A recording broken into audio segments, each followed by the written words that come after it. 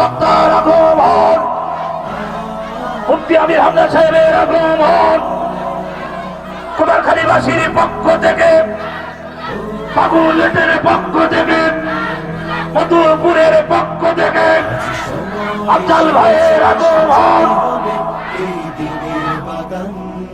এটা গতানুগতিক যে রাজনীতি চলছে বাংলাদেশে, এই রাজনৈতিক অনুষ্ঠান না, এটা তাফসির মাহফিল দিয়েছেন আপনারা, নাকি কথা ঠিক আছে না? তাফসির আকারে আমরা কথা বলবো এই মাসকে সামনে রেখে। যে আল্লাহ আমাদেরকে কোরআন শোনার ধৈর্য এবং সহ্য দিলেন, বলেন আলহামদুলিল্লাহ। রজব মাস, আজকে 17 তারিখ। দেখতে দেখতে মাসটা চলে যাচ্ছে। এই মাসের প্রতিটি সেকেন্ড, প্রতিটি মিনিট, প্রতিটি ঘন্টা, প্রতিটি দিন আমাদের জন্য গুরুত্বপূর্ণ ইবাদতের সময়। কোরআনে কারিমে যে সমস্ত মাসের নাম আমরা পেয়েছি, যে সম্মানিত মাস, তার ভেতরে রজব একটা। মিনহা আরবাআতুন হুরুম, জিলকাদ, জিলহজ, মুহররম এবং এই রজব। প্রশ্ন আসতে পারে রমজানের নাম নেই কেন? রমজানের নাম নেই এ কারণে, কারণ রমজানের মর্যাদা, মূল্য আল্লাহ বাড়িয়ে দিয়েছেন কোরআন এই পৃথিবীতে নাজিল হওয়ার কারণে। রমজান মাসে কোরআন নাজিল হয়েছে, এই জন্য সব মাসের তুলনায় তার দাম বেশি। কিন্তু এর আগে মর্যাদা সম্পন্ন মাস আল্লাহর কাছে ছিল সম্মানিত মাস মুহররম এবং রজব, জিলকাদ, জিলহজ। কারণ রজব মাস তৈরি হয়েছে পৃথিবী যেদিন আল্লাহ বানিয়েছেন ওই দিন, রমজানও তৈরি হয়েছে ওই দিন। ইন্না ইদ্দাতাশ শুহুরি ইনদাল্লাহি 12 শাহরান ফি কিতাবিল্লাহ ইয়াওমা খালাকাস সামাওয়াতি ওয়াল আরদা মিনহা আরবাআতুন হুরুম। সূরা তাওবার 36 নম্বর আয়াতে আছে, অবশ্যই গণনার দিক থেকে আল্লাহর নিকটে মাসের সংখ্যা 12টা। তার মানে আল্লাহ পাক যেদিন আসমান আর জমিন তৈরি করেন, ওই দিন তার কিতাবের ভেতরে 12টা মাসের নাম তিনি লিখে দিয়েছিলেন। তার ভেতরে রমজানও ছিল, রজবও ছিল। কিন্তু রমজানের মর্যাদা ছিল না ওই রকম। এমনি স্বাভাবিকভাবে সফর যেমন, রবিউল আউয়াল যেমন, রবিউল সানি যেমন, ওই রকম মর্যাদা সম্পন্ন ছিল রমজানও। শুধুমাত্র কোরআনে কারিম ওই মাসে আল্লাহ নাজিল করে তার দাম সবচাইতে বাড়িয়ে দিয়েছেন। আল্লাহ এর মাসে দিয়েছেন মিনহা আরবাআতুন হুরুম, 4টা মাস আমি আল্লাহর কাছে পবিত্র, সম্মানিত, মর্যাদা সম্পন্ন। রজবের নাম যেহেতু তার ভেতরে আছে, আমাদেরও সম্মান এ মাসকে দেওয়া দরকার। আয়াতের তাফসীর পড়তে গিয়ে পেয়েছি, যেহেতু এটা দুনিয়া তৈরি হওয়ার পর থেকে এ মাস চলে আসছে। রজব মাসের বয়স 5 বছর, 10 বছর, 50 বছর না, কত বছর আমরা কেউ জানি না। কেউ জানি? 1500 বছর আগে এই মাসটাকে কাফেররা পর্যন্ত সম্মান দিত। তারা সম্মান দিত কি করে? আল্লাহ পাক বলেন তাদের সম্মান দেওয়ার কিছু কিছু নিয়ম নীতি তোমাদের সামনে বললাম। ফালা তাযলিমু ফীহিন্না আনফুসাকুম। 1 নম্বরে এই পৃথিবীতে তারা নিজেদের ওপরে জুলুম কমিয়ে দিত। তোমরাও নিজেদের ওপরে জুলুম করবা না। এখানে জুলুমের কয়েকটা অর্থ আছে। 1 নম্বরে জুলুম মানে গুনাহ। জুলুম মানে কি? পৃথিবীতে যতগুলো গুনাহ মানুষ করতে পারে, সবচাইতে বড় গুনার নাম শিরিক। ইন্না শিরকা লা যুলমুন আযীম। শিরিককে বড় জুলুম বলা হয়। গুনার যে শ্রেণী বিন্যাস আছে, ছোট গুনাহ, বড় গুনাহ, সগীরা, কবিরা, মাঝারি, মধ্যম, যত রকমের গুনাহ পৃথিবীতে হতে পারে, আল্লাহর দৃষ্টিতে সব চাইতে বড় গুনার নাম শিরিক। নাম কি? শিরিক কারে বলে? এক কথায় জবাব হচ্ছে, আল্লাহ যেটা পারে ওইটা অন্য কেউ পারে, এই বিশ্বাস করার নাম শিরিক। আমি তো এই আয়াতগুলো পড়ার পরে দেখেছি বাংলাদেশে বহু মুসলমানও নামধারী তারা শিরিক করে। কি কথা বলেন না কেন? আল্লাহ যেটা পারে ওটা অন্য কেউ পারে। বলেন বলেন, আপনি একটা একটা করে মিলিয়ে দেখেন। এই পৃথিবীতে সন্তান মানুষকে দিতে পারে শুধুমাত্র আল্লাহ, আর কেউ পারে? কত মানুষ বিভিন্ন মাজারে কবরে পীর সাহেবের কাছে পাগলের মতো ছুটতেছে, মনে হয় যে তারা সন্তান নিয়ে বসে আছে। শরীয়তপুরে গিয়েছিলাম একবার, নড়িয়া। সে প্রথম বিশ্ববিদ্যালয় যখন থার্ড ইয়ারে সেকেন্ড ইয়ারে পড়তাম, ওই সময় যেতাম। ওখানে সুরেশ্বরে পীর আছে, সুরেশ্বর দরবার শরীফ। যে দেখি গেটে একজন বসে আছে, মাথায় সবুজ পাগড়ি, দেখতে তো ভালোই লাগলো। সালাম দেওয়ার পরে আমারে বলছে, হুজুর আমার মাথায় পাগড়ি দেখে আপনি ভুলে যাবেন না, ভেতরে যে বাবা আছে ও বাবা কিন্তু একেবারেই ন্যাংটা। আবার ন্যাংটা সার মাজার বলে মানুষ, ন্যাংটা বাবার মাজার। কমিটির কয়েকজন ছিল, সাথে করে গেলাম। ভেতরে যে দেখি একেবারে পোড়া, কিচ্ছু নেই, শরীর একজন বসে আছে। আমার দিকে দাঁত খিটমিট করে তাকায় আর বলছে, ঘৃণা করবেন না, আমার ভেতরে মাল আছে। মাল যা আছে সব তো দেখা যাচ্ছে, নতুন মাল আছে এটা দেখা। বাইরে তাকিয়ে দেখলাম কত মানুষ, ডিসি, এসপি, এমনকি ডিআইজি, আইজি, এমনকি মন্ত্রী, এমপি, তাদের স্ত্রীরা ছেলে নিয়ে, মেয়ে নিয়ে, বেটার বউ নিয়ে এসেছে ওই বাবার দোয়া নেওয়ার জন্য। কত মানুষের শুনেছি নাকি ছেলে মেয়ে হয় না, ওখানে বাবার কাছে দোয়া চাইতে যায়। এই যে মানুষগুলো দোয়া চাইতে যাচ্ছেন, আমার নিষেধ নেই, কিন্তু এই বিশ্বাস যদি করেন যে বাবা সন্তান দিতে পারে, তখন আপনি শিরিক করে ফেলেছেন। এটা বুঝলেন নাকি আরো ওয়াজ করা লাগবে? তাহলে এক কথায় জবাব হচ্ছে, আল্লাহ যেটা পারে ওইটা অন্য কেউ। এই যে জমিনটা সত্যি করে বলবেন কে বানিয়েছে? নাকি আপনার দাদা বানিয়ে রেখেছিল? কোরআন বলছে, আলা আল্লাহ খালক ওয়াল আমর, এই জমিন বানিয়েছে যিনি, এখানে হুকুম চলবে তার। সুতরাং আল্লাহর বানানো জমিনে আল্লাহর হুকুম বাদ দিয়ে অন্য কারো হুকুম যদি কেউ চালাতে চায়, সে শিরিক করছে কার সাথে? এরকম শিরিক করা মানুষে কুমারখালী থানায় নেই। বলেন তো, শিরিক করলে তার কিসের নামাজ, কিসের রোজা, কিসের পর্দা? এই সহজ কথাগুলো বললেও আপনি বোঝার পরে না বোঝার ভান করে থাকেন, আবার উল্টা আমার ওপরে দোষ চাপিয়ে দেন যে রাজনীতি করে। আপনি কি বোঝেন কিছু?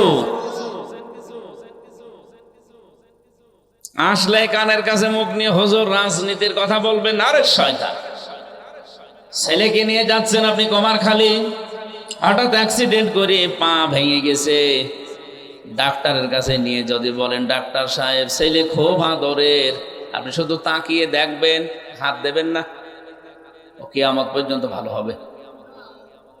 কি এ পর্যন্ত বুঝেছেন? ডাক্তার বলবে এখান থেকে নিয়ে যান, অন্য জায়গায় যান, আমার এখানে বদনাম হবে। আপনি যদি ধরতে না দেন, এখানে ব্যান্ডেজ করতে না দেন, ঔষধ দিতে না দেন, আপনার ছেলে আমি তাকিয়ে থাকলে ভালো হয়ে যাবে।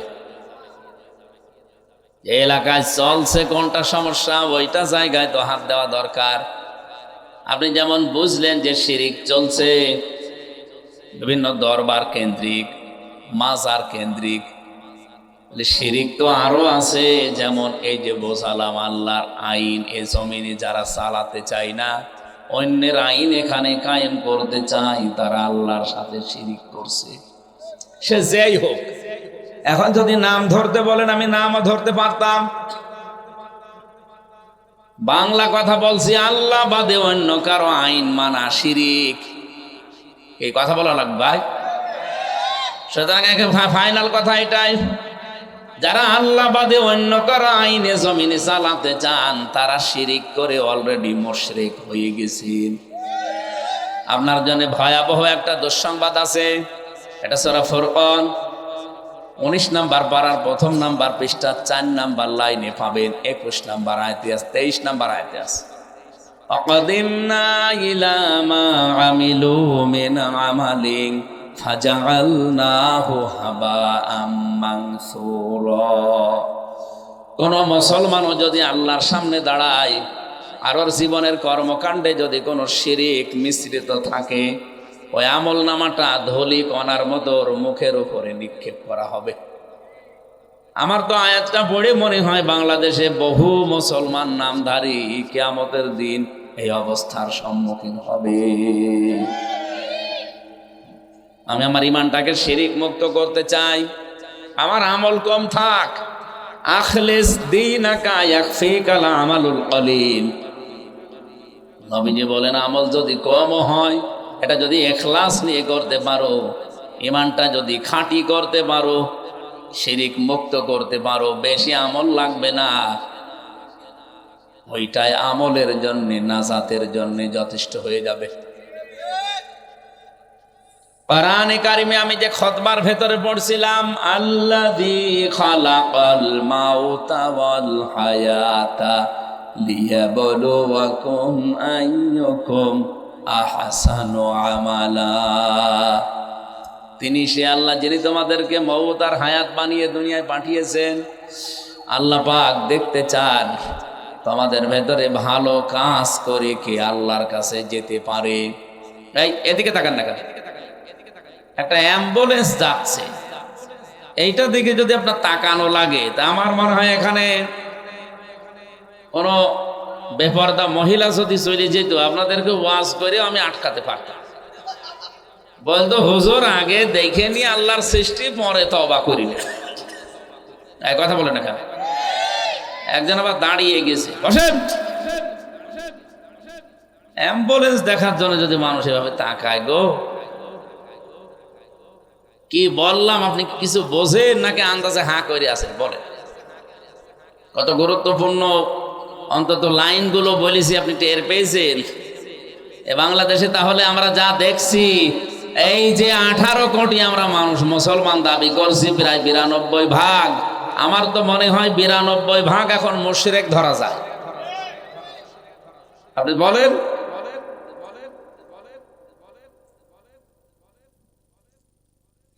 যেহেতু ওই বিশ্বাসে অনেকে আছে, ওই জায়গায় আমাকে ঔষধ দেওয়া লাগবে। আপনি আপনার সন্তানকে যতই ভালোবাসেন আমিও জানি, তাই বলে আপনি এই কথা বলতে পারেন না যে ডাক্তার সাহেব আপনি হাত দেবেন না, হাত না দিলে আপনারও ছেলে ভালো হবে। আপনি ভালো হওয়ার জন্যই তো এই সমাজ, এই পরিবার, এই রাষ্ট্রকে পাল্টাতে এই মাহফিলটা দিয়েছেন। কোন কোন জায়গায় রোগ আছে, ওই রোগের জায়গায় ঔষধ দেওয়া লাগবে। শিরিক করে আপনার আমলনামাটায় নষ্ট করে ফেলেছেন। কি করবেন আপনার নামাজ দিয়ে, রোজা দিয়ে, পর্দা দিয়ে? আপনার তো আমলই সব শেষ। এই জন্য আমল আপনি অল্প করেন। আল্লাহ বেশি আমল করার কথা কোরআনে কোনো জায়গায় বলেননি, সব জায়গায় দিয়েছেন আহসানু আমালা। বেশি আমল লাগবে না, ভালো আমল লাগবে। আল্লাহ এখানে আকসারু আমালা দিতে পারতেন, যে বেশি বেশি কাজ করো, বেশি বেশি আমল করো। না, আপনার বেশি আমল আল্লাহর লাগবে না, বেশি কাজও লাগবে না। আপনি কাজ করেন অল্প, আমল অল্প করেন, কিন্তু ওটা যেন ভালো হয়। বাংলাদেশের মানুষ অনেকে কাজ করে বেশি, কিন্তু কাজটা ভালো না। কি কথা বোঝে? বিশাল বিশাল ব্রিজ বানিয়েছেন, ব্রিজ বড়, কিন্তু কাজ ভালো না, 2 দিন পরেই ভেঙে যায়। কুষ্টিয়ার মেডিকেল কলেজ পর্যন্ত বিশাল কর্মযজ্ঞ নিয়ে বানিয়েছে, উদ্বোধন করার আগে একটা ছাদ ধসে পড়েছিল। এটাকে আমি বানিয়ে বললাম। রাস্তার জন্য যে বাজেটগুলো হয় এই দেশে, আপনি কাজ করেন, কিন্তু কাজ করতে গিয়ে দেখা যায় 100 টাকা বাজেট হলে 30 টাকার কাজ হয়, 70 টাকা আল্লাহর ওলিরা খেয়ে ফেলে। আমি ওপেন বলছি, ইসলামে দেশে যদি আসে এই খাওয়া খাওয়াই চলবে না। যা বাজেট আসবে সবগুলো যেখানকার জন্য আসবে সেখানেই ব্যয় হবে। তাহলে কাজটা বেশি না হলেও কাজটা ভালো হবে। বাইরের দেশগুলোতে কাজ ভালো করে, কাজ বেশি না, কাজ ভালো করে, এজন্য তাদের রাস্তা টিকে যায়। আমাদের রাস্তাও টিকতো যদি আমরা কাজ অল্প নিয়ে ভালো করতাম। কাজ বেশি নিয়ে করি খারাপ, বেশি কাজের আল্লাহর দরকার না, কাজটা দরকার ভালো। কি দরকার? আল্লাহ এখানে হাসানুন আমালুন দেননি, আহসানু আমালা। আমি ভালো কোয়ালিটি সম্পন্ন কাজ চাই। তোমার এই ছোট্ট জীবনে আমি যদি দেখি যে ভালো কাজ নেই, খালি বেশি বেশি কাজ আছে, আমি ওইটার দিকে তাকাবই না, আমি ভালো কাজটা দেখবো। এই জন্য আমাদের উচিত হচ্ছে এই জমিনে যতদিন আছি অন্তত আমার জীবনে যেন কোনো শিরিক আসতে না পারে। কি কথা বলো না কেন? রজব মাসে এখন কাফেররা যদি সিদ্ধান্ত নিয়ে জুলুম বন্ধ করে দিতে পারে, আমাদের মুসলমান আমরা এ মাসে জুলুম বন্ধ করতে পারবো না। ওই জামানায় আমি হাদিস পড়েছি, কাফেরেরা যদি কারো সাথে আবহমান কাল থেকে মনে করেন গন্ডগোল চলছে, মারামারি চলছে গোত্রে গোত্রে, রজব মাস আসলে তারা বলতো ভাই না, আপনাদের সাথে আর মারামারি কেস কাম মামলা হামলা বন্ধ, এগুলো আবার করব, কিন্তু এ মাসটা চলে যাক। তারা রজব মাসকে সম্মান দিয়ে তাদের কেস পর্যন্ত বন্ধ করে দিত, চলমান গন্ডগোল বন্ধ। অথচ আমরা 92% মুসলমান এই দেশে, আমরা কিন্তু রজব মাসকে কাফেরদের মতো সম্মানও দিতে পারি নাই। বলেন কি রজব আসার পরে মামলা বন্ধ হয়ে গেছে? মিথ্যা মামলা চলছে না? কথা বলে না কেন? সাদাবাজি বন্ধ হয়ে গেছে। আর মাত্র 13-14 দিন এই মাসে আমাদের বাকি আছে। এই 13 দিনে আমরা যেন কোনো সেকেন্ডও নষ্ট না করি। গোনা মানুষ করবে, যেখানেই যে দেখবেন যে অপরাধ হতে পারে থমকে যাওয়া লাগবে না, এটা বর্ডার। 2 নম্বরে সংশোধন করা লাগবে নিজেকে। বহু অপরাধ জীবনে করেছি না, আমি সংশোধন হয়ে গেলাম, আমি নিজেকে পরিবর্তনের জন্য দৃঢ় সিদ্ধান্ত নিয়েছি। রব্বুল আলামিন বলেন, মন যদি তৈরি করতে পারে কেউ, আমি কি করব জানো? ইল্লা মান তাবা ওয়া আমানা ওয়া আমিলা আমালান সালিহান ফাউলাইকা ইউবাদদিলুল্লাহু সাইয়্যাতিহিম হাসানাত। কোন মানুষ যদি এই নিয়তে বাড়ি থেকে বের হয় যে আজকে রজব মাসে তাফসীর শুনতে যাচ্ছি, সত্যি আজকে আমি ভালো হয়ে যাব, তাওবা করার মাধ্যমে আমি ফিরে আসতে চাই, আল্লাহ পাক বলেন আমি আল্লাহ শুধুমাত্র ওকে ফিরিয়ে এসে শেষ করে দেই না, ওর জীবনের যত অন্যায় ছিল সব পরিবর্তন করে নেকি দিয়ে পাল্টিয়ে দে।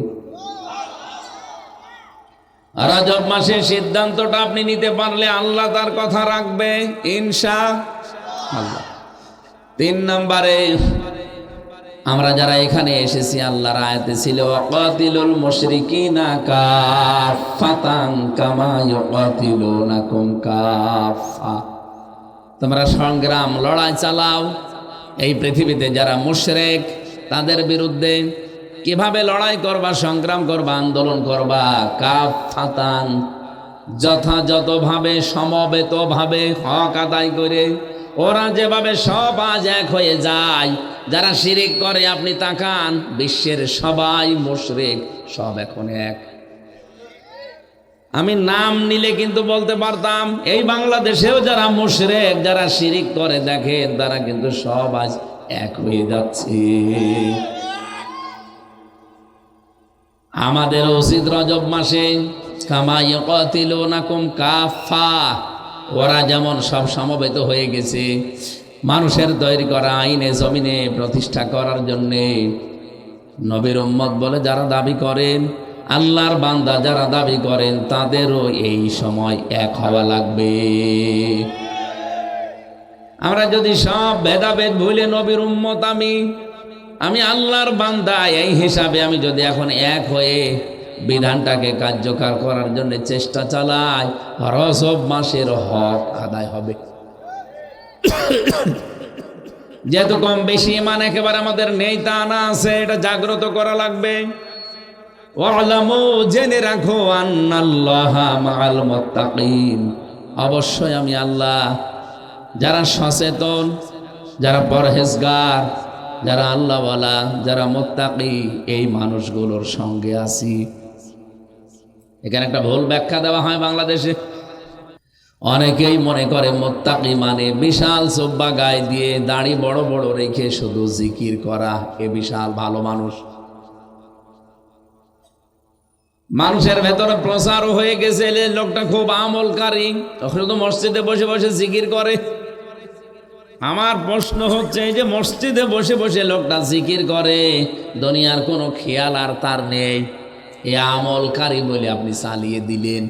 হ্যাঁ, আবার বলছি, মসজিদে বসে একটা লোক জিকির করছে, দুনিয়ার কোনো খেয়াল তার নেই, সে সচেতন না। এ দেশে বিক্রি হয়ে যাচ্ছে, সেদিকে তার টার্গেট নেই। এ দেশে যে আল্লাহর আইন চলে না, এ ব্যাপারে তার কোনো মাথা ব্যথা নেই। এখন আমরা সবাই এলাকায় মনে করি লোকটা খুব ভালো মানুষ, আল্লাহওয়ালা, ও খুব আমল করে। মসজিদে বসে জিকির করা, এটা যেহেতু বললেন যে এটা আমল না, আসলে আমল না। আমল মানে কি বলেন বলেন তো? ওটা কি কাজ? কি কাজ করলেন আপনি? কাজের তো একটা শ্রেণী বিন্যাস আছে। একটা জিনিস কখন কাজ হয়, আমার যে প্রশ্ন হচ্ছে, এই জায়গায় কাজের মতো জিনিস কয়টা বলেন তো গুরুত্বপূর্ণ? এই যে সামিয়ানাটা আর এই খুঁটিগুলো, এই খুঁটি আর সামিয়ানা, এখানে কাজ, গুরুত্বপূর্ণ কাজ। এই দুইটা যদি না থাকে জীবনেও এটা টিকবে।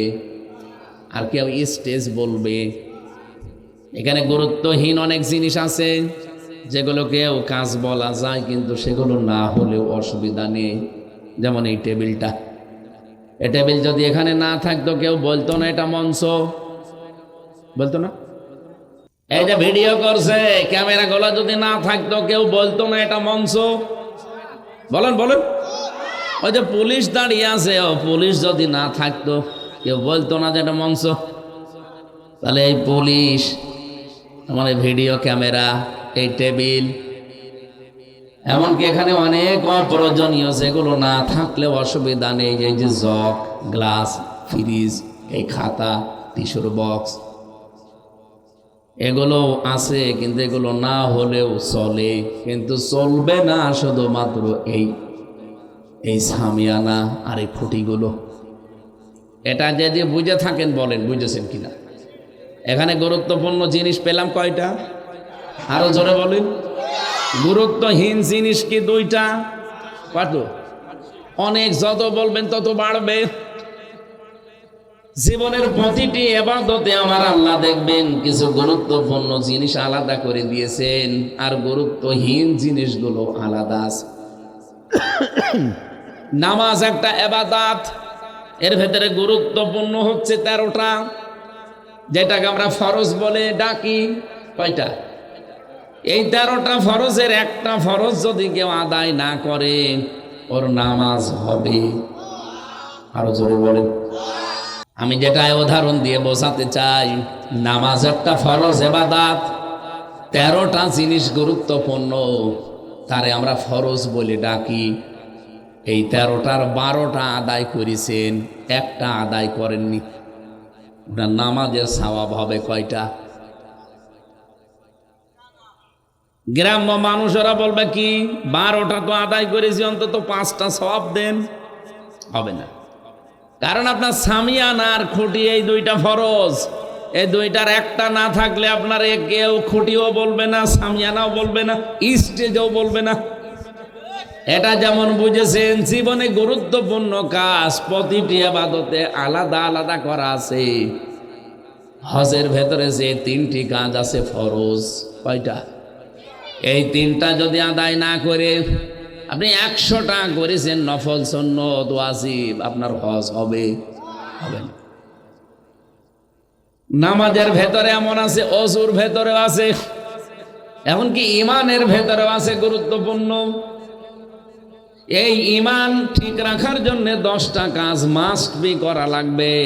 এই 10টার বাইরে যদি আপনি চলে যান, ওই ইমান থাকবে না। ওযু করলে ওযু থাকে না, 7টা কারণে ওযু নষ্ট হয়ে যায়, ভেঙে যায়। কথা বলেন না কেন? এখন 7 কারণে যে ওযু ভাঙে, ছয় কারণ ঠিক আছে, শুধু একটা কারণ হালকা আপনার শরীর থেকে রক্ত বের হয়ে বা পুষ বের হয়ে গড়িয়ে পড়ে গেছে। যতক্ষণ থাকবে শরীরে আপনার অজু ভাঙবে না, ঠিক থাকবে। যখনই এখান থেকে গড়িয়ে পড়ে যাবে আপনার অজু শেষ। এখন এই ভাঙা অজু দিয়ে নামাজ পড়লে নামাজ হবে। আপনি যদি বলেন না এতটুকু আর কি হয়, কি হয় মানে এরকম যত ইবাদত কোরআনে আল্লাহ দিয়েছেন, প্রতিটা ইবাদতের আলাদা আলাদা ফরজ, ওয়াজিব, সুন্নাত আছে না নেই? কি বুঝলেন? আমি এতক্ষণ পর্যন্ত যে চিল্লাচ্ছি একটা জিনিস বোঝানোর জন্যে, জীবনের গুরুত্বপূর্ণ কাজগুলো যদি কারো না থাকে, গুরুত্বহীন যে কাজগুলো ওগুলো না করলেও হয়, ওগুলো হাজার হাজার করে আপনি একেবারে পাহাড় পরিমাণ করে ফেলেছেন। কিয়ামতের দিন যখন উঠবেন, মিজানের পাল্লায় যখন আপনাকে ওজন দেওয়া হবে, আপনি বলেন এখানে যে ওজনের সিস্টেম, এই সামিয়ানার খুঁটি বাদ দিয়ে যদি বাকি যা আছে সব আপনি বলেন যে এগুলো স্টেজ, এগুলো স্টেজের জিনিস, অথচ সামিয়ানা দেননি, খুঁটি দেননি, কোনো পাগল ওই রাস্তা দিয়ে হেঁটে গেলে বলবে না যে এটা স্টেজ, মঞ্চ, বলবে? কিয়ামতের দিন আল্লাহ পাক যখন আপনার আমলনামা দেখবে, ওর ভেতরে গুরুত্বপূর্ণ যেটা ফরজ ওইটা থাকা লাগবে আগে। এই জমিনে যত গুরুত্বপূর্ণ কাজ আছে, ফরজ আছে, সবচাইতে বড় ফরজের নাম হচ্ছে এ জমিন যার হুকুম চলবে তার। এটা এখন আমি কেবল বানালাম? বলেন, এরকম আয়াত কোরআনে 918 জায়গায় আমি পেয়েছি যে জমিন যার, এখানে অন্য কারো হুকুম আল্লাহ চলতে রাজি না, উনি ওনার হুকুম চালাতে রাজি। কারণ আল্লাহর হুকুমের বাইরে গেলে ওটা কি হয়ে যায়? শিরিক। বলেন বলেন। এখন যদি আপনি বাড়ি যেয়ে দেখেন যে আপনার স্ত্রীর কাছে পাশের বাড়ির একজন শুয়ে আছে, ও কিন্তু কিছুই করেনি, এমনি শুয়ে আছে, আপনার ভালো লাগবে? আপনি যদি পাগলও হন, লাঠি দিয়ে দুইজনকে পিটিয়ে আদা মারা করে ফেলবেন। ওরা তো কিছু করেনি, শুধু শুয়ে আছে। এতটুকু আপনার সহ্য হচ্ছে না, কারণ বউ তো ওই লোকের না, বউ কার? আরো জোরে বলেন। আল্লাহ পাক বলেন, বান্দা আমার, আমি বানিয়েছি ওরে, আর আমার সাথে অন্য কাউকে জুড়ে যখন থাকে তখন আমার আর ভালো লাগে না, ওরেও আমি ওইভাবে পিটিয়ে আদা মারা করে ফেলতাম। আমি কি বোঝাতে চাই আপনি বুঝে ফেলেছেন? এই না বোঝার ভান করে আছেন, কার হাত তোলেন তো দেখি। বোঝেননি? এদিকে আসেন। ও মুরব্বি, ওয়াজে হবে না, বাকারি শরীফ লাগবে মুরব্বি। আমি জানি আপনি বুঝেছেন। আপনার স্ত্রী কবুল বলা স্ত্রীর কাছে অন্য কেউ থাকলে আপনার ভালো লাগে না, আপনি যদিও পাগল মানুষ, তারপরও আপনার ভালো লাগে না। আল্লাহ পাক বলেন, আমি নিজে বানালাম তোরে। হালাতা আলাল ইনসানি হিনুম মিনাদ দাহারি লাম ইয়াকুন শাইআম মাযকুরা। তোর জীবনে এমন একটা সময় ছিল যে উল্লেখ করব, আমির হামজা উল্লেখ করব, মঞ্জ উল্লেখ করব, এরকম কোনো উল্লেখ করার মতো কিছু ছিলি না। আকাশে তোর নাম ছিল না, জমিনে নাম ছিল না, তোর নামই ছিল না। নেই থেকে আস্তে আস্তে করে ধরে মঞ্চ বানিয়ে এখানে বসিয়েছি, নেই থেকে আস্তে আস্তে হামজা বানিয়ে তোরে এখানে বসিয়েছি। প্রতিদিন তোর শরীরের ভেতরে 5.5 কেজি করে রক্ত চলাচল করছে। এগুলোর চলাচলে বিঘ্ন ঘটলে ক্যান্সার হয়। বিজ্ঞান এখন প্রমাণ করে দেখিয়েছে মানুষের শরীরে প্রায় 5 প্রকার ক্যান্সার হয় রক্তের ভেতরে। এ রক্ত চলাচল করাচ্ছে আল্লাহ 70,000 ফেরেশতা কাজে লাগিয়ে দিয়েছে। এগুলো যদি রিফাইন করার জন্য আমার আল্লাহ ফেরেশতাদেরকে বলে, না কিছু করা লাগবে না, যা ভাল লাগে করুক, আপনি কয়েকদিন পরে বিছানায় পড়ে যাবেন। ক্যান্সারের নাম শুনলেই তো মানুষের ভয় করে। আমি তামিলনাড়ুতে ছিলাম, বহুদিন ছিলাম। ভারতের তামিলনাড়ুতে দেখতাম কিছু কিছু মানুষের ক্যান্সারের রোগী, যেখানে ছিলাম হোস্টেলে, আমার অধিকাংশ আশপাশে সব ক্যান্সার। কমপক্ষে 10 জনকে পেয়েছিলাম ওই বিল্ডিং এ, সব বাংলাদেশ থেকে, কলকাতা থেকে যাওয়া। প্রায় 12 মাস 13 মাস 2 বছর 5 বছর ওখানে পড়ে আছে, কোটি কোটি টাকা খরচ। কি হয়েছিল ভাই? রক্তের ভেতরে ক্যান্সার। মাঝে মাঝে লম্বা সেজদা দিয়ে তামিলনাড়ুর ওই কেন্দ্রীয় মসজিদে পড়ে থাকতাম, আল্লাহ এই লোকটার মতো তো আমিও একজন মানুষ, তুমি ওর রক্তের ভেতরে 5 প্রকার ক্যান্সার নাকি ধরা পড়ে 1 প্রকার লাগিয়ে দিয়েছো। বাংলাদেশ থেকে আজ 13 মাস এসে পড়ে আছে আমার পাশের রুমে। কোটি কোটি টাকা অলরেডি খরচ হয়ে গেছে। ডাক্তাররা শেষ পর্যন্ত রিপোর্ট দিয়েছে আপনার এটা আর ভালো হবে না। তুমি তো আমাকেও দিতে পারতে, আমি নাই আমার মেয়েটা নিয়ে এসেছি। আমার শরীরেও যদি রক্তের ক্যান্সার ধরা পড়তো তে আমার কি হতো? বাহাদুরি সব তো এই লোকটার মতো নিঃশেষ হয়ে যেত। প্রতিদিন একটা মানুষ 16 কেজি করে অক্সিজেন গ্রহণ করে। কত আপনি বোঝেন? 16 কেজি। কুষ্টিয়ার হাসপাতালে যে দেখেন 1 কেজি অক্সিজেনের দাম কত। আমি একটা হিসাব করে দেখলাম, প্রতিদিন কমপক্ষে 3.5 লাখ টাকার শুধু অক্সিজেন কিনে আমাদের বেঁচে থাকা লাগবে। যদি আল্লাহ এটা না দিত তো কয়জন মানুষে বাগলাটে বাঁচত, সব কবরে চলে যেত। এই যে সূর্যটা আল্লাহ আমাদের মাথার উপরে চালিয়ে রাখে, 30,000 কোটি ফরেনহাইট বিদ্যুৎ খরচ হয় 1 সেকেন্ড ওটা জ্বালাতে। 1 সেকেন্ড জ্বালাতে যদি 30,000 কোটি ফরেনহাইট বিদ্যুৎ খরচ হয়, তাহলে 1 মিনিটে কত হতে পারে? 12 ঘন্টায় কত হতে পারে? আপনার মাথা খারাপ হয়ে যাবে। আল্লাহ পাক বলেন, আমি এখান থেকে ধরে নিয়ে এসে এ পর্যন্ত বানালাম, আর আমার সাথে তুই অন্য কাউকে দাঁড় করাস, আমার রাগ হয় ওই রকম। এই জন্য আমরা যেন শিরিক না করি। আজকেই তাওবা করার মাধ্যমে সিদ্ধান্ত নেওয়া লাগবে, জীবনে যাই করেছি এখন থেকে কোনো দিন আমার জীবনে আমি আর শিরিক করব না। ইন্নাল্লাহা লা ইয়াগফিরু আন ইউশরাকা বিহি ওয়া ইয়াগফিরু মা দুনা যালিকা লিমান ইয়াশা। এ পৃথিবীর সব অপরাধ আমি আল্লাহ ইচ্ছা করলে মাফ করে দিতে পারি, তো শিরিকের গুনাহ মাফ হবে না যতক্ষণ লোকটা তাওবা করে জীবনের মতো ফিরে না আসবে। আজকে আমরা, আপনি পাগল বলেন আর যাই বলেন, সিদ্ধান্ত নিয়ে যান। আপনি হয়তো মনে করতে পারেন এই কথা বারবার রিপিট করা কি দরকার? আরে ভাই, আমি দেখতে পাচ্ছি যে শিরিকে জাতি ডুবে আছে। আজকে একটা রিপোর্ট দেখলাম, মাইক্রোসফট খ্রিস্টানরা চালায় এটা, ওরা রিপোর্টটা দিয়েছে আজকে বিকাল দুপুরবেলা 12টার দিকে, ইন্টারনেটে দেখবেন দিয়েছে। সারা পৃথিবীর 257টা দেশ নিয়ে তারা জরিপ চালিয়েছে। বিভিন্ন দেশের বিভিন্ন জরিপ তারা দিয়েছে। আমাদের অন্য দেশেরটা দরকার নেই, বাংলাদেশের এখন যেহেতু সামনে নির্বাচন, তারা পর্যবেক্ষক পাঠাবে বলে ডক্টর মোহাম্মদ ইউনূসকে জানিয়েছে। কারণ এবারে নির্বাচনটা আন্তর্জাতিক মানের হওয়া লাগবে। এতদিন যেহেতু ভুয়া নির্বাচন ছিল, সারা বিশ্বের কাছে আমাদের একটা বদনাম আছে, এই বদনামটা যেন না থাকে। রিপোর্টটা আমি পড়ছিলাম, ইংরেজিতে দিয়েছে।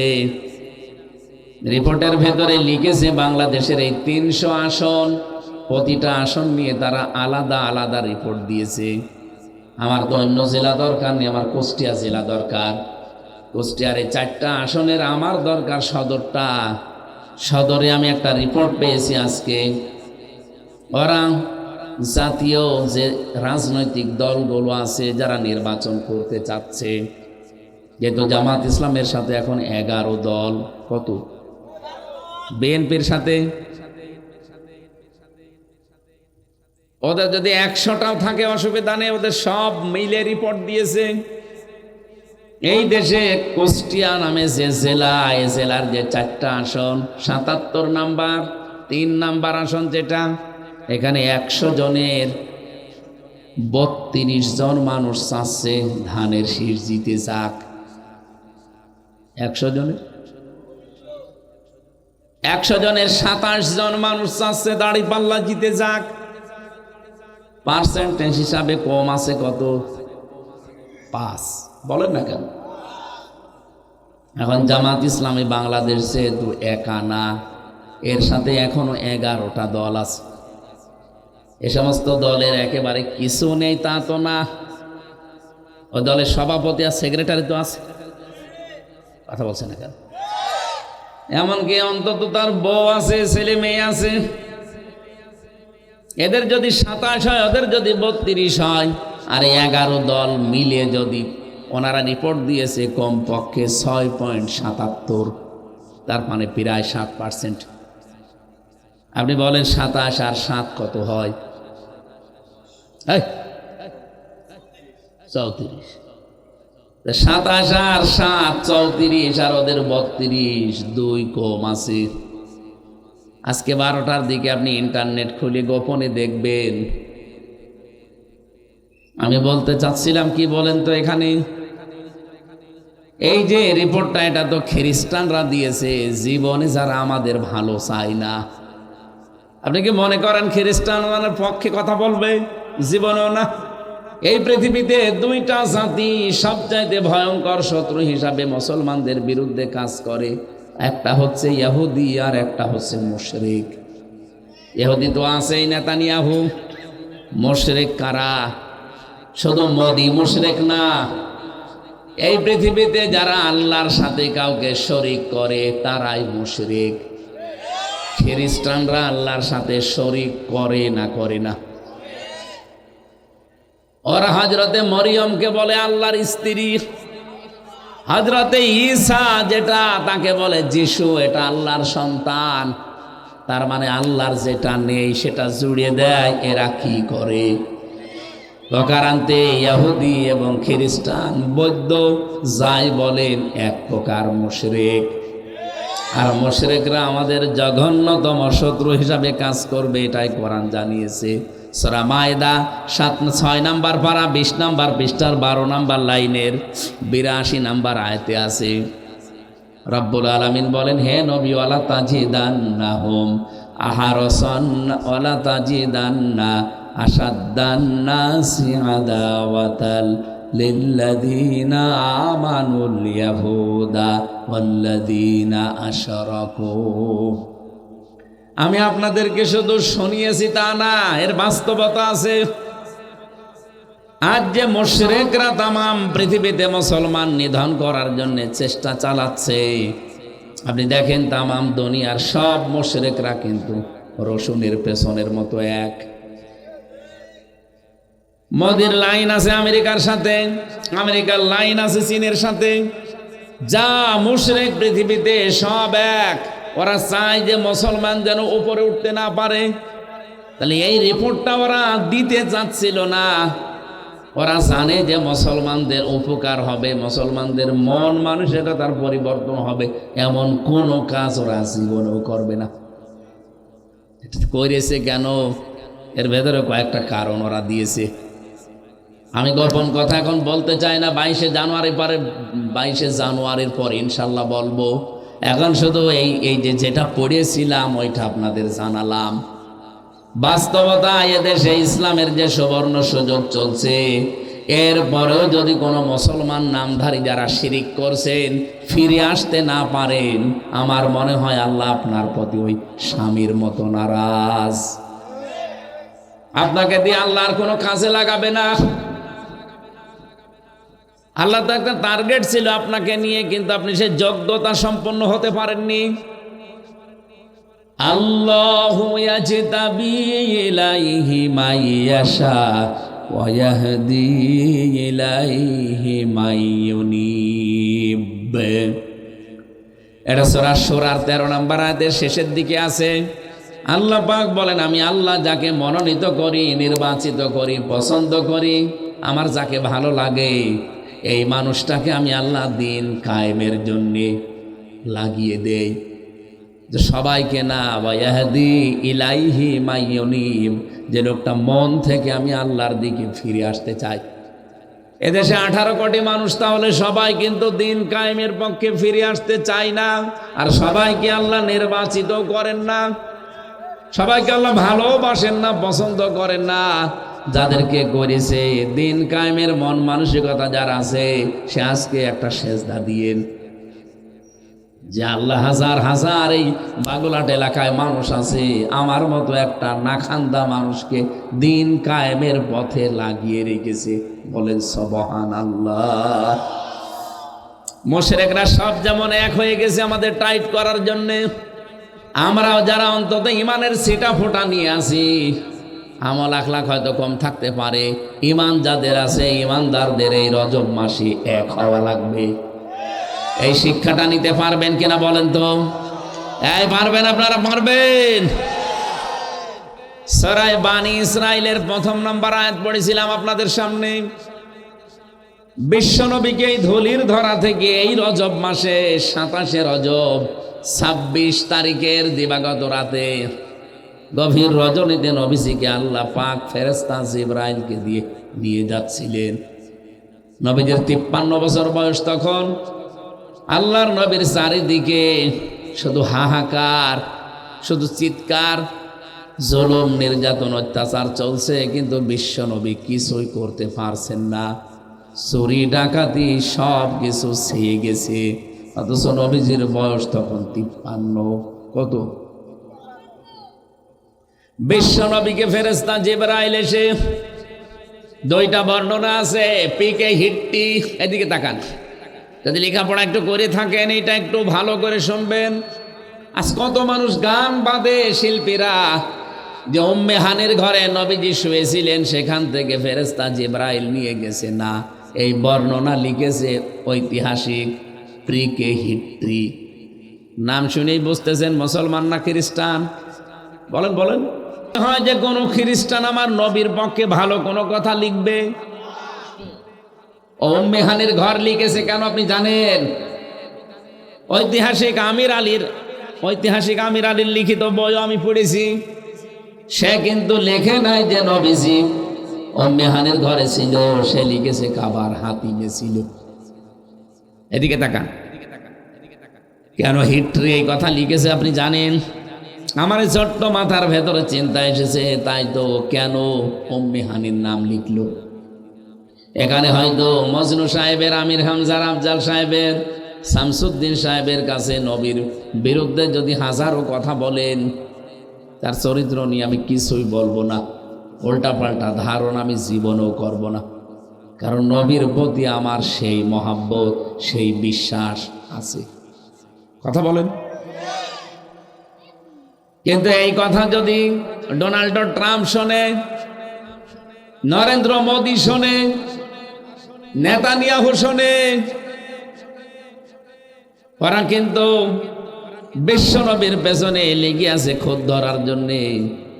যেই আপনি এটা লিখে দেবেন যে ঐতিহাসিক প্রিকে হিট্রি লিখেছে যে বিশ্বনবী উম্মে হানির ঘরে রাতের বেলা ছিল, সেখান থেকে জিবরাইল নিয়ে গেছে।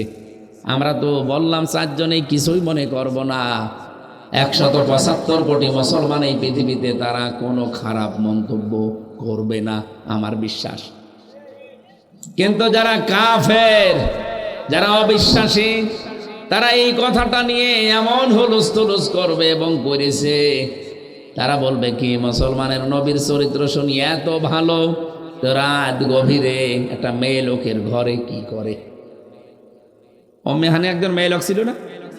তার ঘরে রাতের বেলায় নবী, যে মুসলমানদের নবী, কি করে? একটা কলঙ্কের দাগ এই রজব মাসে তার শরীরে, তার চরিত্রে লাগিয়ে দেবে।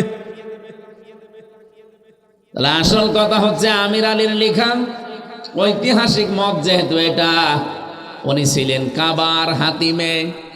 জিবরাইল এসে ওখান থেকে ওনাকে নিয়ে যাওয়ার জন্য বোরাক নিয়ে এসেছিলেন।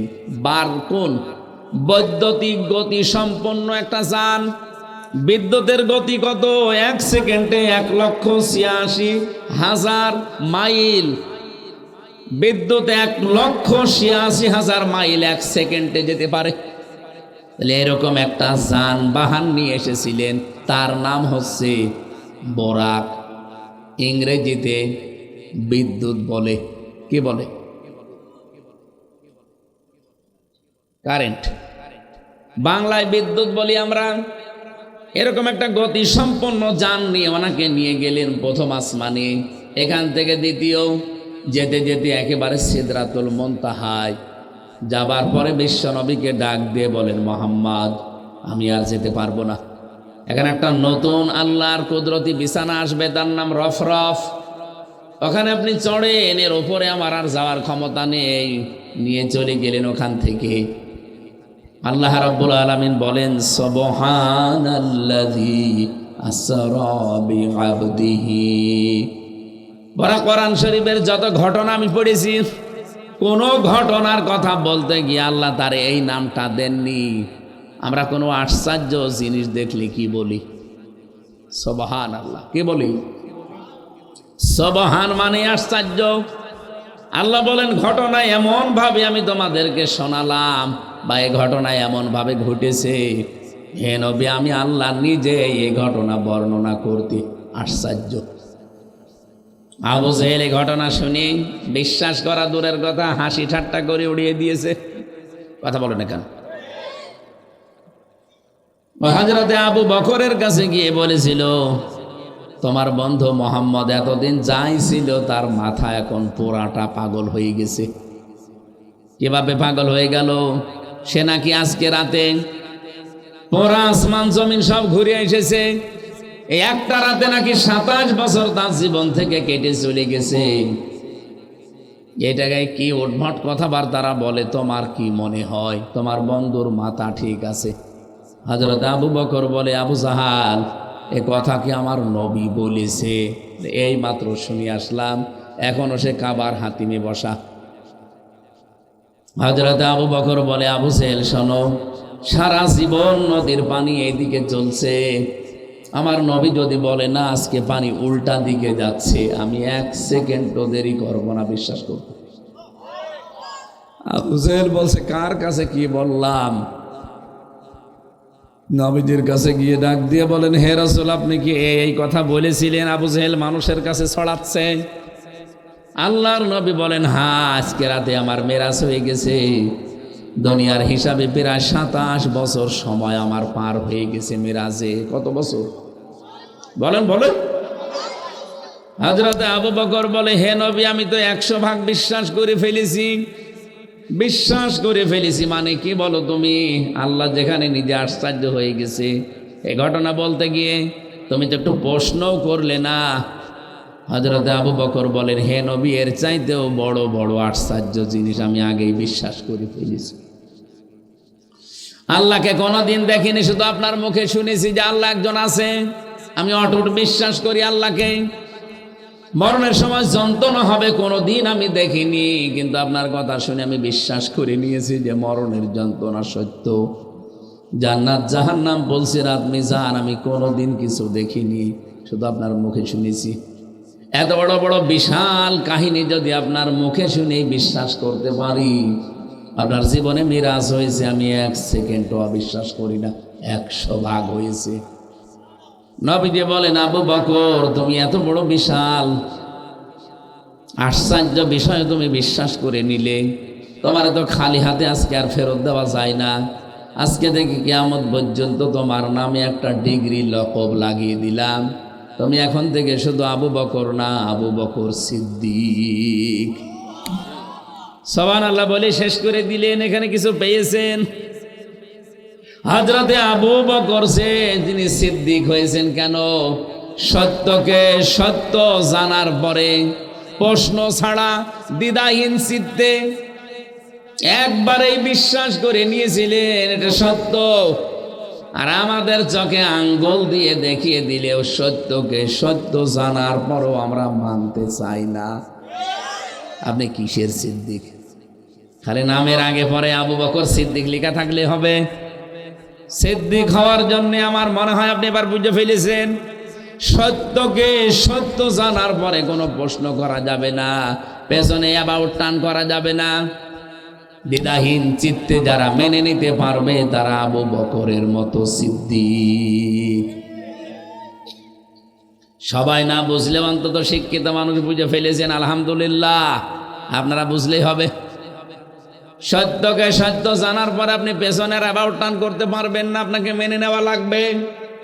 আল্লাহ এত বড় আশ্চর্য ঘটনা বলছিলেন যে সুবহানাল্লাযী আসরা বিআবদিহি লাইলাম মিনাল মাসজিদিল হারামি ইলাল মাসজিদিল আকসা।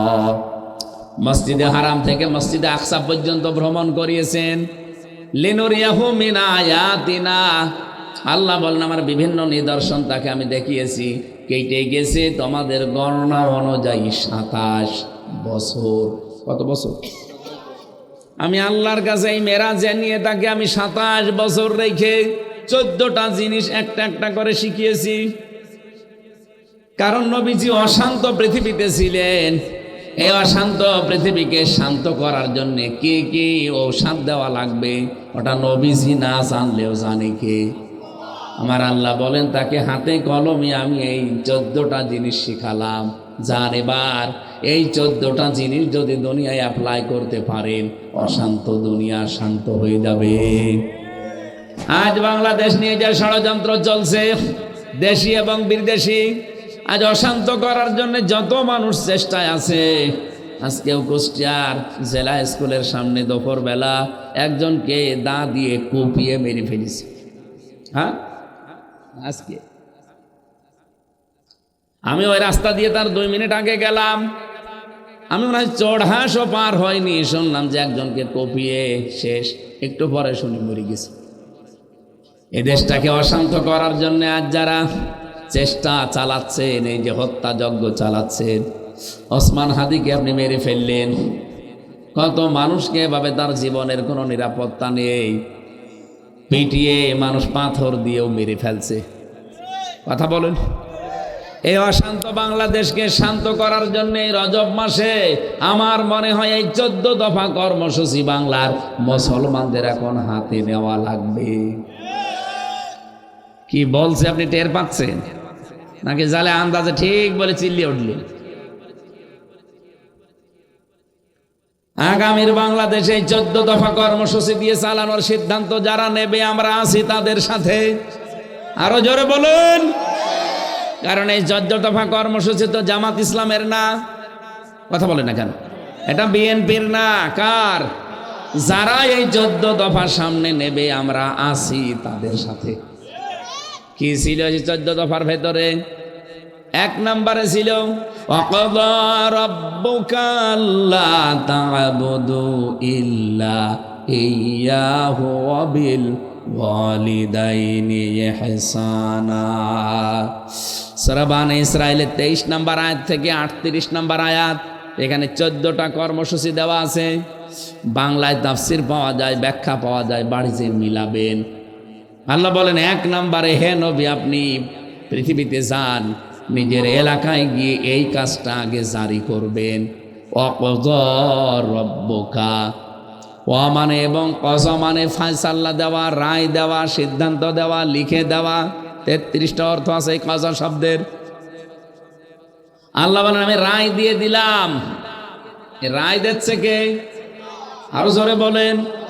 এ রায় কিন্তু আমির হামজার না, রায় বাংলাদেশ জামাত ইসলামের না, রায় সরাসরি কার? এ বাংলাদেশে রায় আছে না নেই? কয় প্রকার রায় হয় বলেন তো? হ্যাঁ, কোন এলাকায় আসলে? আপনি কি কোর্টে মোটে যান না নাকি? বলে কোর্টে যাব কেন, আমরা তো আল্লাহর ওলি, কোর্টে যাবেন আপনারা?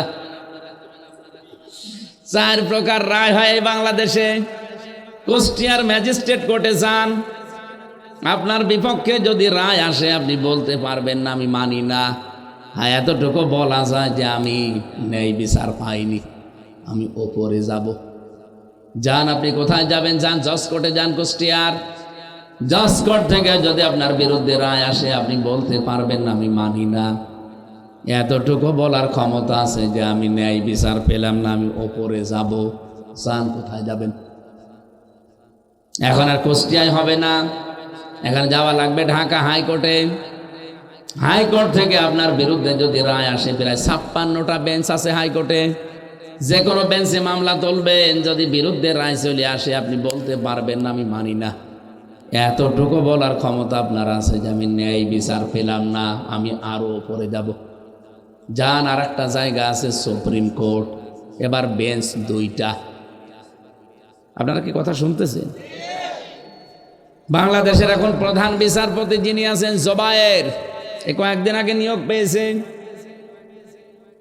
এই লোকটা যদি একবারে আপনার বিরুদ্ধে রায় দিয়ে দেয় ওই বেঞ্চ থেকে, শুধু আপনি না, আপনার বাপ নাই, দেশের 18 কোটি মানুষের রায় মেনে নিতে বাধ্য।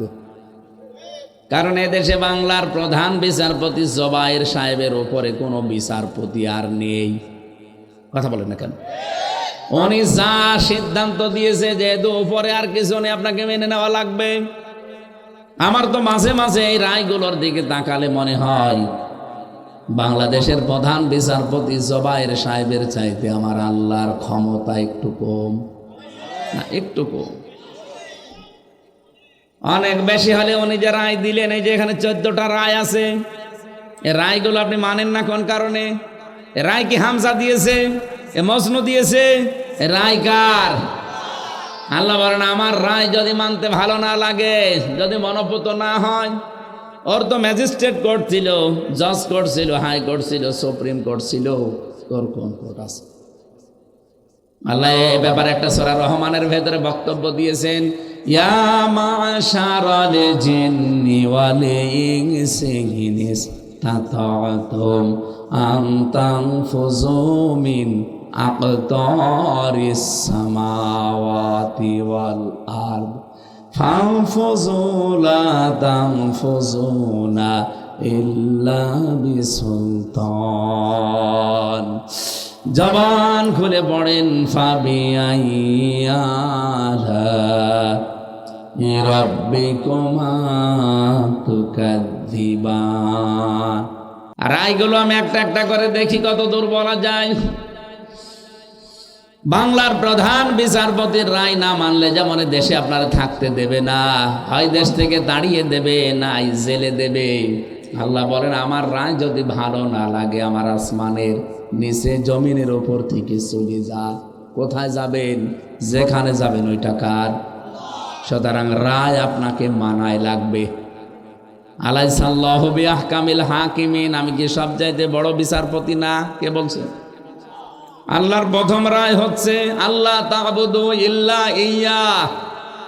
আল্লাহ পাক বলেন আমার প্রথম রায় হচ্ছে এই পৃথিবীতে আল্লাহ বাদে আর কারো ইবাদত করা যাবে না।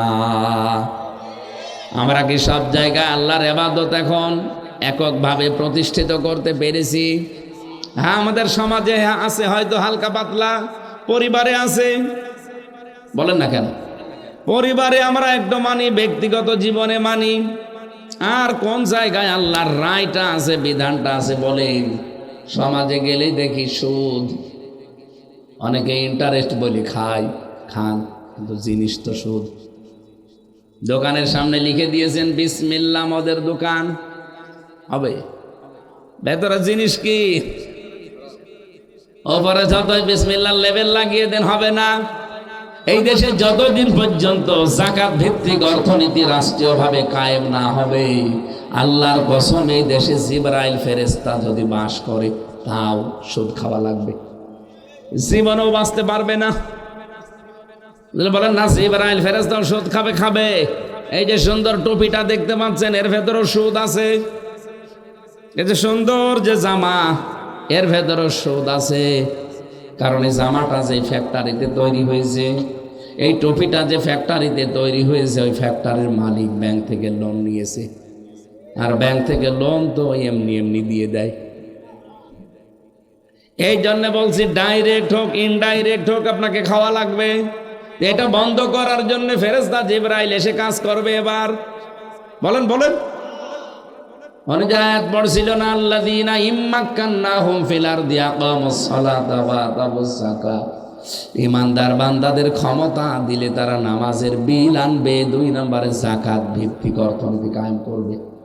আর ওইটা যদি সৌদি আরবের মতো, ব্রুনাইয়ের মতো, মালয়েশিয়ার মতো কায়েম হয়ে যায়, এই দেশেও আর সুদ থাকবে না। সুদ খেলে মায়ের সাথে জেনা করার গুনাহ হয়, সেটা প্রতিনিয়ত করে যাচ্ছি আর সুবহানাল্লাহ বসে বসে পড়ছি। এটা বন্ধ করার দরকার আমাদের না জিবরাইল ফেরেশতা? বলেন বলেন। এটা বন্ধ হওয়ার যে সিস্টেমগুলো, ওইটার নামই তো ক্ষমতা। আপনি যাই মনে করেন এই সিস্টেমে না গেলে ওয়াজ করে এটা জীবনও বন্ধ হবে না। ওয়াজ তো সে 12 সাল থেকে করছি, 3 বছর না জেলে ছিলাম, বাদ দেন। বাকি যে সময়টা তো ওয়াজ করেছি, কি হয়েছে বলেন? সুদ বন্ধ হওয়া দূরের কথা, সুদ আরো বেড়েছে। জেনা বন্ধ হওয়া দূরের কথা, আমার নিজের গ্রামে একটা জেনা হয়েছে। ওই মহিলার স্বামী থাকে বিদেশে, একজনের সাথে লাইন করে ওই মহিলা কাজ করে ফেলেছে। 4 জন সাক্ষী আছে। এখনো মহিলা আবার সেরকম ধনকধার মহিলা, না করেছি তা হয়েছে কি, দরকার আরো করব। গ্রামের লোকজন বসে ফতোয়া দেন, দিলাম। যেহেতু স্বীকার করছে, আরো 4 জন সাক্ষী আছে, তাহলে ওর শাস্তি কোরআনের সূরা নূরের 2 নাম্বার, 3 নাম্বার, 4 নাম্বার আয়াত অনুযায়ী এই বুক পর্যন্ত মাটির ভেতরে পুঁতে ফেলে পাথর আর ইট দিয়ে মেরে ফেলা লাগবে। এর নাম সঙ্গে সার। এর নাম কি? গ্রামের মন্ডল মাতব্বর যারা আছে, মডল বললাম এ ফতোয়া পর্যন্ত থাক, আপনারা আবার কার্যকর করতেছেন না। ও মহিলা যদিও স্বীকার করেছে, সাক্ষীও আছে 4 জন, এরপরও যদি এই আইনটা তার উপর প্রয়োগ করেন, ও সঙ্গে সার হওয়ার আগে পুলিশ আমারে নিয়ে সঙ্গে সার করবে। বলবে হুজুর ফতোয়া দিয়েছিলেন, দেন, কার্যকর করতে গেলেন কেন? এদেশে কি কোরআনের আইন চলে? কি বলতাম তখন? কিছু বলতে পারতাম না। আল্লাহর ইশারা একটা মামলা দিয়ে তারপরও আমারে খুব বেশি হলো 7 দিন পরে ওনারা জেলে নিয়ে গেল। ওই যে পুলিশ, এই পুলিশ না ওনাদেরই জাতি ভাই। 3 বছর জেলখানায় থাকার পরে বের হয়ে আসলাম। গ্রামে এসে দেখি গ্রামের লোক 2 ভাগ। ওই যে পাটিকা বাড়ি, গ্রামের বাড়ি আমার, পাটিকা বাড়ি। এক দল আছে ওই মহিলার সাথে মিলেমিশে থাকে, কারণ ওর স্বামী আসে তো 2-3 বছর পরে পরে একবার। আর এক দল আছে নামাজ রোজা করে, তারা দেখে আমার সাথে কথা বলছে না। বলছে কি হয়েছে বলবেন? বলছে না, তোমার সাথে কোনো কথা নেই। আরে কথা বলবেন না কেন? বলছে খালি ফতোয়া দিতে পারো, কার্যকর করতে পারো না। রাগ হবে না কার বলেন তো? ফতোয়া দিয়ে 3 বছর জেল, কার্যকর করলে তো আমারই ফাঁসি হয়েছে। মাথায় গামছা বেঁধে এবার লেগেছি যে এবার আর ফতোয়া দেব না, এবার ফতোয়া দেখাবো। আফজাল সাহেবের মতো 151 জন মানুষ যদি এবার সারা বাংলাদেশ থেকে আমরা যেতে পারি, সারা জীবন শুধু ফতোয়া দিয়েছি, এবার ফতোয়া কার্যকর করব। ওই পুলিশ দিয়েই কার্যকর হবে, তখন আর পুলিশ ধরবে না, কার্যকর করবে। এই কথা বলেছেন না কেন? এটা আপনার কাছে রাজনীতি মনে হয় কোন কারণে আপনি করেন? আমি আপনার সাথে আছি।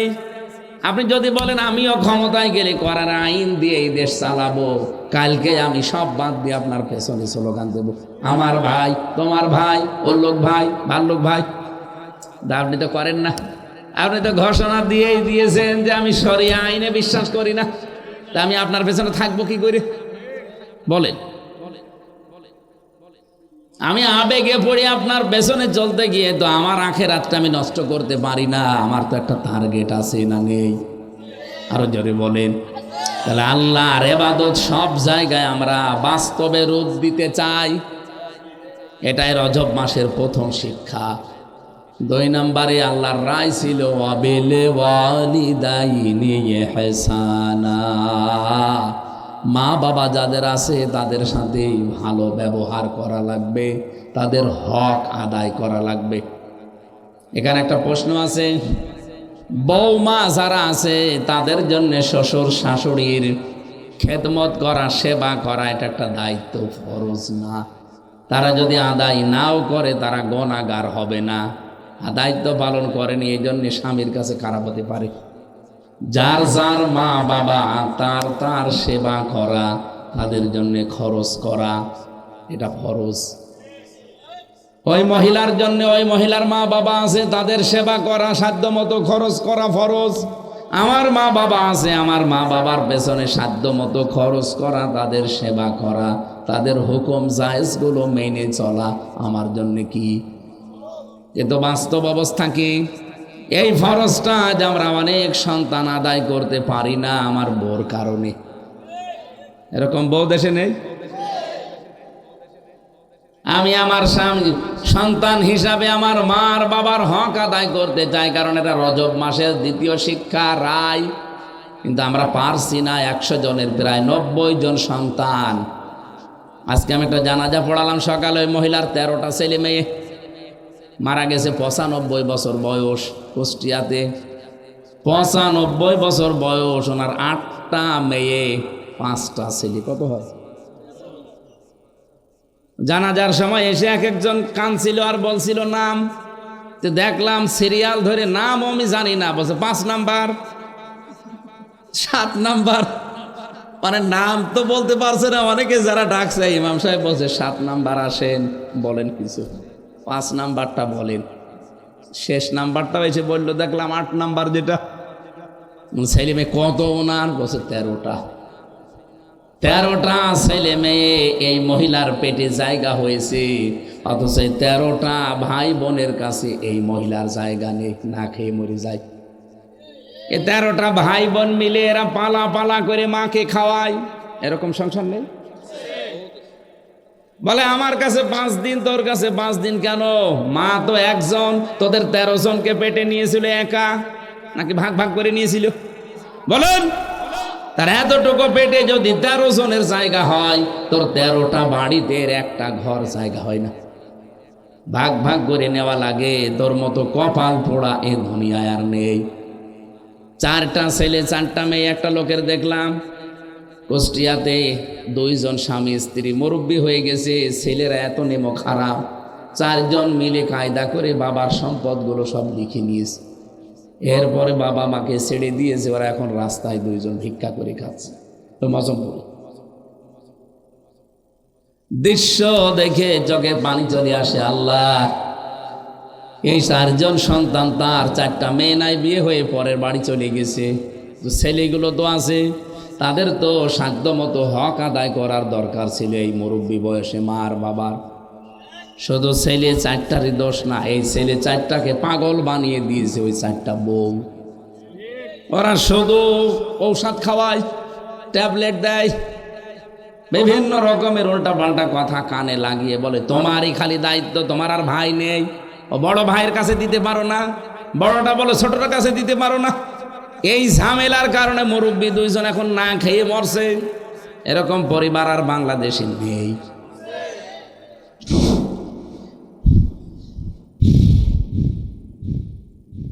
আমি ছাত্র বয়সে যখন মাস্টার্সে পড়তাম, তখন রাঙ্গামাটি জেলায় গিয়েছিলাম একবার। লংগদু থানার নাম। বিশাল এলাকা, সেই পানি, বিশাল এলাকার পানি পার হয়ে যাওয়া লাগে। রাতের বেলা আসার কোনো সিস্টেম নেই। রাত 12টার পরে চিন্তা করলাম কি করি, বলে যাওয়া যাবে না সকালে। ওখান থেকে নিয়ে এসে লংগদু বাজারে আমার বলছে, মাওলানা অনেক দূর থেকে, সে কুষ্টিয়া থেকে এসেছেন, আবার জীবনে রাঙ্গামাটি আসবেন কিনা, চলেন আপনাকে আমরা বৃদ্ধাশ্রম দেখাই। বৃদ্ধাশ্রমে নিয়ে গিয়ে দেখি একটা লোক, উনি কলেজের অধ্যাপক, মায়ের পায়ের কাছে বসে বসে কাঁদতেছে। সবগুলো ঘুরতে ঘুরতে এসে ওই জায়গায় আমার চোখ পড়ে আটকিয়ে গেল। জিজ্ঞাসা করলাম কি আপনার পরিচয়? নাম বললো, বলছে আমি কলেজের অধ্যাপক। আমার মা দেখি আস্তে আস্তে ওর কাছে বলছে, বাবা আমি যেদিন মরে যাব, আমার মাথার ওপরে যে ফ্যান আছে, এই পাখাটা তুই পাল্টিয়ে নতুন ফ্যান লাগিয়ে দিবি। ছেলেটা বলছে, মা তুমি তো মরেই যাবে, তখন আর ফ্যান কি হবে? সে লাগবে, কারণ আমার এই 3 মাস এখানে আমি আছি, এই ফ্যানটা ঘোরে না। বারবার ওদেরকে বলেছিলাম, আর আমার কথাও শুনি না। আমার তো মনে হচ্ছে তুই আমার সাথে যা আচরণ করলি, কিছুদিন পরে তোর ছেলে তোর এখানে রেখে যাবে। তোর তো আবার ফ্যান ছাড়া ঘুম আসতে চায় না, গরমে তোর কষ্ট হবে। এই জন্য আগে থেকে তোরে আমি সতর্ক করে দিলাম, ফ্যানটা পাল্টিয়ে দিস, তোরই উপকার হবে। এই কথা বলতে বলতে দেখি ওর মা মরে গেল। হাও মাও করে লাশ জড়িয়ে বলছে, হুজুর আপনি আমার উপরে খারাপ ধারণা করেন না, এ দোষ শুধু আমার একা না, এ দোষ আমার বউর। আমার বউ 3 মাস আগে থেকে আমার পেছনে লেগে আছে যে বড়ি বাড়ি থাকলে তো আমার ভাত আমি খাবো না। আমার 2টা ছেলে মেয়ে, তাদের মুখের দিকে তাকিয়ে আমি বাধ্য হয়ে তালাকও দিতে পারি না। কারণ স্বামী স্ত্রী যদি মিল মহাব্বত না থাকে, তালাক হয়ে যায়, তারা হয়তো আলাদা আলাদা আবার স্বামী পাবে, স্ত্রী পাবে, এই সন্তান 2টার কি হবে? তারা তো চির বঞ্চিত হয়ে যাবে মায়ের আদর থেকে, বাবার ভালোবাসা থেকে। কথা বলছেন এখানে? এরকম হচ্ছে না সমাজে? এরকম নিষ্ঠুর আচরণ কোনো মা বাবা করবেন না। আপনার মহাব্বত নেই, মিল মহাব্বত নেই, হয়তো আপনি পারছেন না, ধৈর্য ধরা লাগবে এই সন্তানটার মুখের দিকে তাকিয়ে। আজকে একটা ভিডিও দেখছিলাম, 3 বছরের একটা মেয়ে, মাটা আজকে ডিভোর্স দিয়ে দিল স্বামীকে। ডিভোর্স দিয়ে বলছে, তোমার সন্তান তুমি নাও, আমি নেব না। বাবার কাছে যেতে চায় না মেয়েটা, হাও মাও করে মাকে জড়িয়ে কি কান্না। উকিল পর্যন্ত দেখলাম কেঁদে ফেলেছি। বলেন তো, স্ত্রী লোকটা হয়তো আরেক জায়গায় বিয়ে করলে স্বামী পাবে, এই লোকটাও হয়তো কয়েকদিন পরে বিয়ে করলে আরেকটা বউ পেয়ে যাবে। 3 বছরের মেয়েটার কি হবে সারা জীবন? ও তো আর কোনোদিন মায়ের আদর পাবে না। যে 7 মা আসবে, ও কি সহ্য করতে পারবে? ওরে, ও তো বাবার আদর আর পাবে না। কারণ ওই পক্ষে যদি আরো 2-3টা ছেলে মেয়ে আসে, তখন এটা হইবে সৎ বোন, সৎ বোন। এর দৃশ্য দেখে আমার মাঝে মাঝে চিন্তা হয়, বাংলাদেশে বহু স্বামী স্ত্রী শুধু নিজেদের স্বার্থের কারণে এই মনোমালিন্য করে এই বাচ্চাটার ভবিষ্যৎ ধ্বংস করে দিচ্ছে। আপনি জীবনেও শান্তি পাবেন না অন্য জায়গায় যে। হুজুর আমার বাবা সেই ছোটবেলায় মারা গেছে। মা আমাকে বহু কষ্ট করে বিসিএস ক্যাডার বানিয়েছিল। আমি এক কলেজের অধ্যাপক। আমার বউটাও অনেক শিক্ষিতা। ছেলে মেয়ে 2টার দিকে তাকে আমি তো আর তালাকও দিতে পারি না। বাধ্য হয়ে মাকে রেখে এসেছিলাম এই বৃদ্ধাশ্রমে।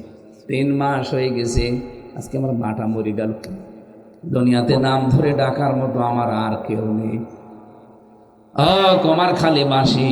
আমার তো ওই দিন থেকে মনে হয় শুধু লঙ্গদু থানা রাঙ্গামাটির ওই কলেজের অধ্যাপক না, এখানে অনেক সন্তান আমরা ঠিক ওনার মতো অসহায়। মা বোন যারা এসেছেন, শুধু নামাজ পড়া রোজা রাখা কালো বোরকা পরা ইবাদত না। পরিবারে আপনার কারণে সন্তানটা তার মা বাবার হক আদায় করতে পারে না। আপনি কিসের বউ? আমি বেশি বললাম না, তাহলে আবার ভোট কেটে যাবে। দরকার নেই, ভোটের পরে বলবো। রাত মেলা হয়ে গেছে ভাই, আমি চালাতে পারতাম 2-5 ঘন্টা, কিন্তু আমার ঘুমানো লাগবে।